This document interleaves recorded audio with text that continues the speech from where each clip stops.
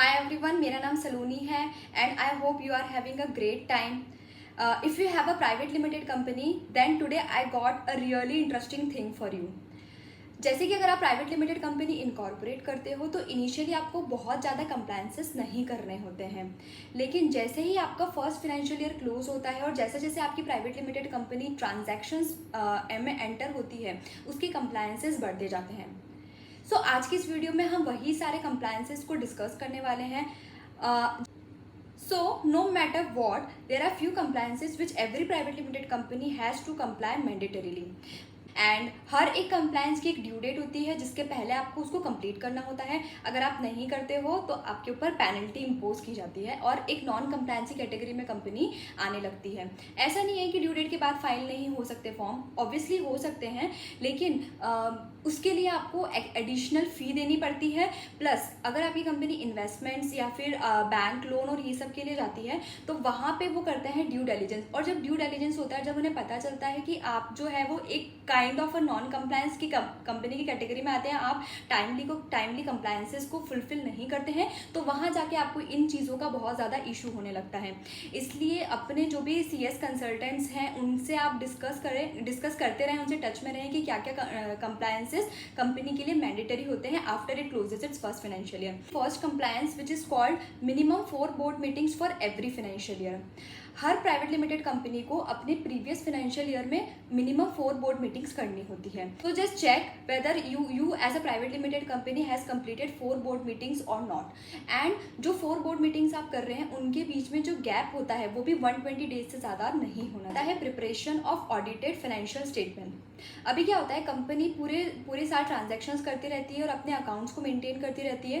At the end of the financial year company को अपने जितने भी अकाउंटिंग एंट्रीज और अकाउंटिंग बुक्स ऑफ अकाउंट्स होते हैं वो अपने स्टैट्यूटरी ऑडिटर यानी कि अपनी कंपनी के अपॉइंटेड CA को हैंड ओवर करना होता है और वो CA फिर उनके अकाउंट्स को ऑडिट करता है एंड देन वो फाइनली अपनी स्टैट्यूटरी ऑडिट रिपोर्ट इशू करता है.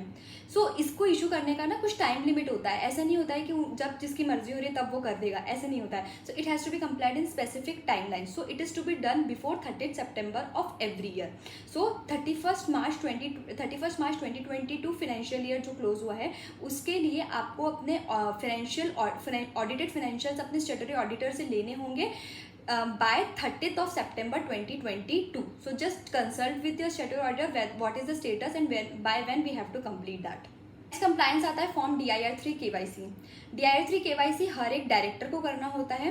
जब हम डायरेक्टरशिप के लिए अप्लाई करते हैं तो हम अपने कुछ KYC रिकॉर्ड्स ROC को सबमिट करते हैं. सो अगर आपकी इस KYC रिकॉर्ड्स में किसी भी टाइप का अगर चेंज आया है तो उसको आपको अपडेट करवाना पड़ता है ROC के रिकॉर्ड्स पे भी. यदि कोई चेंज नहीं आया है तो भी आपको एक वेब फॉर्म जो कि OTP बेस्ड फॉर्म होता है वो फाइल करना पड़ता है हर एक डायरेक्टर को मैंडेटरीली. एंड इसकी भी ड्यू डेट होती है 30 सितंबर 2022. सो कंप्लायंस इज बहुत ही ज़्यादा इंपॉर्टेंट कंप्लायंस है, that is holding of annual general meeting. AGM her private limited company को एवरी ईयर करना मैंडेटरी होता है. ये किया जाता है in compliance with section 96 of companies act 2013 and इसकी ड्यू डेट होती है 30 सितंबर. तो यहाँ पे कुछ स्पेसिफिक ट्रांजैक्शंस होते हैं जिन्हें हम ऑर्डिनरी बिजनेस कहते हैं जो सिर्फ AGM में ही डिस्कस किए जाते हैं. फॉर्म होता है फॉर्म AOC4. ये एक बहुत ही ज़्यादा इंपॉर्टेंट फॉर्म होता है. इसके थ्रू हम कंपनी के जो फाइनेंशियल्स होते हैं, ऑडिटेड फाइनेंशियल्स जो होते हैं उसकी रिपोर्टिंग ROC को करते हैं. ओके, सो इसको भी फाइल करने की एक ड्यू डेट होती है. इसकी ड्यू डेट होती है AGM से 30 डेज के अंदर. नेक्स्ट फॉर्म आता है फॉर्म MGT7 और MGT7A. कुछ कंपनीज होती है जिनको MGT7 स्मॉल कैटेगरी की कंपनीज होती है उनको MGT7A से काम चल जाता है. कुछ कंपनीज होती है उन्हें MGT7 फाइल करना पड़ता है.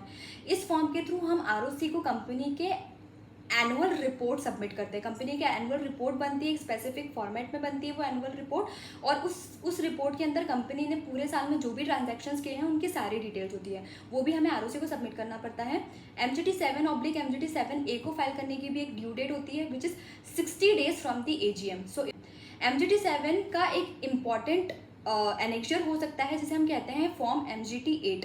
MGT8 कुछ स्पेसिफिक टर्नओवर या पेड अप को क्रॉस करने वाली कंपनीज को लेना पड़ता है from any practicing company secretary.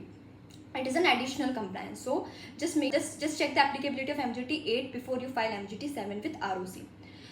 तो guys, these are the major compliances that every company has to do, every private limited company has to do, no matter what, if they have major transactions or they do not have any major transaction. So major transaction as in, I mean, if you are dealing with MSME suppliers, then you have to in addition comply with form MSME. And if you are doing any FEMA transaction, then FEMA वाले जो FLA forms होते हैं उनकी compliance करनी पड़ती है. जैसे जैसे आपकी कंपनी ग्रो करती है, जैसे जैसे वो ट्रांजेक्शन एंटर करती है, उसके कंप्लायंसेस बढ़ते जाते हैं. You have a private limited company, just run through all the forms that I have discussed today. And if you have any query with respect to any of the form, do write in the comment section, and I'm gonna answer all your questions. If you found my video useful, please do like, share and subscribe my channel. Thank you so much for your time and watching the video.